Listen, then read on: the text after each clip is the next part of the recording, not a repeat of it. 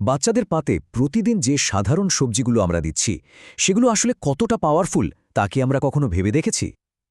আজকের এই বিশ্লেষণে আমরা জানব কিভাবে এই দৈনন্দিন সবজিগুলোই শিশুদের সুস্থ দৈহিক বৃদ্ধি, মেধার বিকাশ আর শক্তিশালী রোগ প্রতিরোধ ক্ষমতা গড়ে তুলতে একেবারে ম্যাজিকের মতো কাজ করে। সত্যি বলতে রোজকার মেনুর এই সাধারণ উপাদানগুলোর ক্ষমতা জানলে রীতিমতো অবাক হতে হয়। চলুন আর দেরি না করে মূল আলোচনায় ঢুকে পড়ি।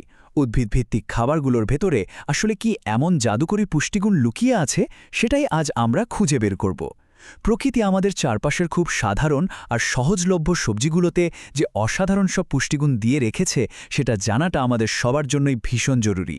কারণ এই খুব সাধারণ উপাদানগুলোই হতে পারে শিশুদের অসাধারণ এক ভবিষ্যতের চাবিকাঠি। আজকের এই আলোচনায় আমরা মূলত 5টি বিষয় নিয়ে কথা বলবো। প্রথমত, সবজির শক্তি; দ্বিতীয়ত, রোগ প্রতিরোধ ক্ষমতা ও দৃষ্টিশক্তি বৃদ্ধি; তৃতীয়ত, মস্তিষ্কের বিকাশ ও রক্ত গঠন; চতুর্থত, শক্তি, আর্দ্রতা ও হজম; এবং সবশেষে স্মার্ট রান্না ও পরিবেশন। তো শুরু করা যাক আমাদের প্রথম পর্ব দিয়ে, সবজির শক্তি, যাকে আমরা বলছি বৃদ্ধির মূল ভিত্তি। একটি শিশুর সঠিক বিকাশের জন্য 3টি মূল স্তম্ভ সবচেয়ে বেশি গুরুত্বপূর্ণ: সুস্থ শারীরিক বৃদ্ধি, মেধার বিকাশ এবং শক্তিশালী রোগ প্রতিরোধ ক্ষমতা। শারীরিক বৃদ্ধি মানে কিন্তু শুধু লম্বায় বেড়ে ওঠা নয়, বরং হাড় আর পেশির একেবারে ভেতর থেকে মজবুত গঠন।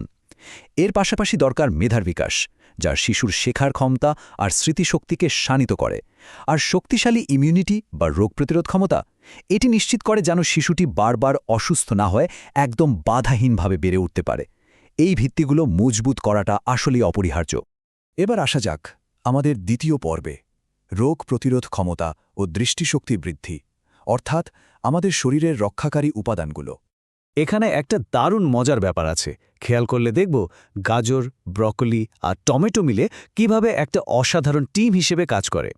এরা মূলত ভিটামিন এ এবং সি এর মতো অপরিহার্য উপাদানগুলো দিয়ে আমাদের শরীরের প্রাকৃতিক বর্মটাকে দারুণভাবে শক্তিশালী করে তোলে। কমলা রঙের গাজর যেমন চোখ আর ত্বক ভালো রাখে, তেমনি সবুজ ব্রকলি ভিটামিন কে সরবরাহ করে হাড় মজবুত করে। আর লাল টমেটো, এটি অ্যান্টিঅক্সিডেন্ট দিয়ে রোগ প্রতিরোধ ক্ষমতা ও ত্বকের স্বাস্থ্য নিশ্চিত করে। প্রকৃতির এই রঙিন কোডিং সিস্টেমটা আসলেই চমৎকার, তাই না? এই ডিফেন্স বা প্রতিরক্ষা দলে আরও একটি বিশেষ উপাদান যুক্ত করে পেঁয়াজ। রান্নার এই অত্যন্ত সাধারণ আর রোজকার উপাদানটি কিন্তু আসলে একটি অ্যান্টিব্যাকটেরিয়াল শিল্ড বা ঢাল হিসেবে কাজ করে। বিশেষ করে শিশুদের ক্ষেত্রে সাধারণ ঠান্ডা কাশি বা শ্বাসযন্ত্রের সমস্যা প্রতিরোধে এটি দারুণ লড়াকু। প্রতিদিনের খাবারে পেঁয়াজের উপস্থিতি একদম নীরবে অথচ দারুণ কার্যকরভাবে শিশুর সুরক্ষা নিশ্চিত করে চলেছে। এখন আমরা চলে যাচ্ছি তৃতীয় পর্বে, মস্তিষ্কের বিকাশ ও রক্ত গঠন, যাকে বলা যায় মেধা গড়ার কারিগর। শিশুর বুদ্ধি কতটা ধারালো হবে আর কোষে কোষে পর্যাপ্ত অক্সিজেন পৌঁছাবে কিনা, তার জন্য পালং শাক একেবারে ম্যাজিকের মতো কাজ করে। মেধা ও রক্ত গঠনের ক্ষেত্রে পালং শাক যেন একাই 100। এটি সরাসরি অ্যানিমিয়া বা রক্তস্বল্পতার বিরুদ্ধে লড়াই করে। শরীরে পর্যাপ্ত আয়রন থাকলেই তো রক্তের মাধ্যমে মস্তিষ্কে ঠিকমতো অক্সিজেন পৌঁছাবে আর মস্তিষ্ক হয়ে উঠবে আরও তীক্ষ্ণ ও সক্রিয়। এক কথায় বলতে গেলে পালং শাক আক্ষরিক অর্থেই একটি পাওয়ারফুল সুপারফুড। আমাদের এবারের বিষয় চতুর্থ পর্ব, শক্তি, আর্দ্রতা ও হজম, অর্থাৎ শরীরের মূল চালিকা শক্তিগুলো। শরীরের এই চালিকা শক্তিগুলো ঠিক না থাকলে অন্য কোনো পুষ্টি কিন্তু ঠিকঠাক কাজ করবে না। এখানকার কাজের পার্থক্যটা একটু খেয়াল করুন। বাচ্চারা সারাদিন প্রচুর ছোটাছুটি করে, আর এর জন্য তাদের চাই প্রচুর এনার্জি বা শক্তি। আলু ঠিক এই কাজটাই করে, ভারী কার্বোহাইড্রেট জুগিয়ে শক্তির ঘাটতি মেটায় আর স্বাস্থ্যকরভাবে ওজন বাড়াতে সাহায্য করে। অন্যদিকে এই সারাদিনে দৌড়ঝাঁপের পর শরীরকে তো হাইড্রেটেড বা আর্দ্র রাখাও জরুরি। শশা তার প্রচুর জলীয় উপাদান দিয়ে ঠিক এই কাজটিই করে, শরীরকে রাখে শান্ত, ঠান্ডা আর আর্দ্র। সুস্বাস্থ্যের জন্য এই ব্যালেন্স বা ভারসাম্যটা একেবারে পারফেক্ট। হজম সহায়ক উপাদানগুলোর কথায় যখন আসলাম, তখন বেগুনের কথা বলতেই হয়। এটি প্রচুর পরিমাণে ফাইবার বা আঁশ সরবরাহ করে, যা পরিপাকতন্ত্রকে পরিষ্কার রাখে এবং হজম প্রক্রিয়াকে একদম সহজ করে তোলে।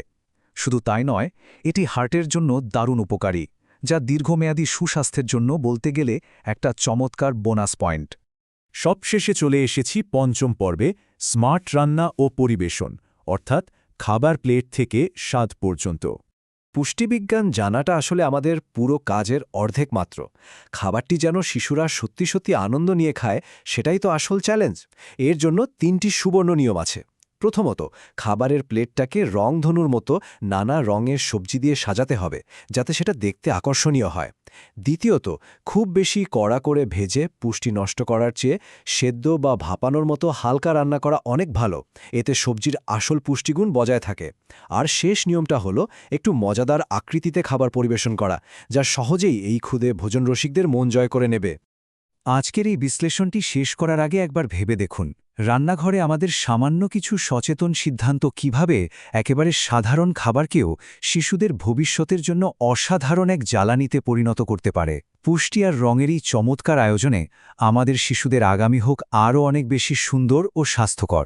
সঠিক জ্ঞান আর একটুখানি সৃজনশীলতা দিয়েই কিন্তু প্রতিটি খাবারকে আমরা একটা স্বাস্থ্যকর উৎসবে পরিণত করতে পারি। তাহলে প্রশ্ন হলো, আজ শিশুর প্লেট কোন কোন রং দিয়ে সাজানো হচ্ছে?